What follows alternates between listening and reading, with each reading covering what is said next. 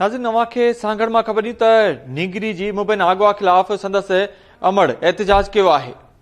अवां खे अपडेट कयूं सांगड़ मां त नीगरी जे मुबैन अगवा खिलाफ़ संदसि अमड़ एहतजाज कयो आहे।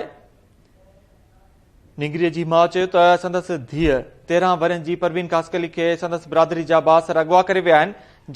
जेका नाइंसाफ़ी आहे, अवां खे अपडेट कयूं त केस दाख़िल थियण बावजूद पुलिस नीगरी खे बाज़ियाब कराइण लाइ के बि क़दम न खंया आहिनि। नीगरी जी अमड़ पारां दाहूं कयूं वियूं आहिनि।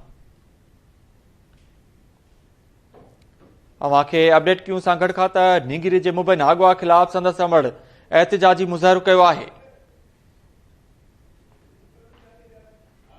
नीगरी जी माउ दाहींदे चयो त संदसि धीअ 13 वरनि जी परवीन कासकली खे संदसि बिरादरी जा बासर अगवा करे विया आहिनि।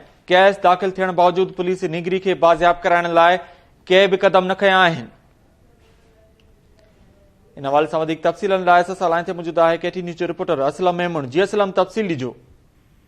जी ही सांगड़ शहर के बेपर कॉलोनी की रहवासन औरत पाड़े औरतुन सां गॾु वो प्रेस क्लब सांगड़ में अची एहतजाज किया। उन सभागी ख़ास करी मुझो मुर्स वो मवाली है और पोरियो करे बच्चन जो पेट गुजर कंदी मुझा 2 ॿारड़ा आहिनि।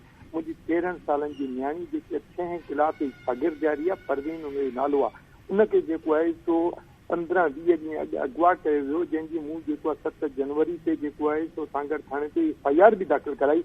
उन जे बावजूद पुलिस मुझे न्याणी के बाज़ियाब कराने में नाकाम वही है और दाहूं पी कया। कई दफ़ा थाने ते वया पर पुलिस को भी कदम खणण लाइ तैयार ना है। मुझी न्याणी चवन था तो निकाह किया तो ही कानून पाकिस्तान जो बुधाए 13 साल की न्याणी जो निकाह कीअं थियो कें कयो, इन जी इंक्वायरी थियण घुर्जे। जेकॾहिं हू किथे भी आहे तो उनके कोर्ट में पेश कयो वञे और मुझी न्याणी के बाज़ियाब कराए वञे। जी वॾी महिरबानी अपडेट करण लाइ असलम मेमन।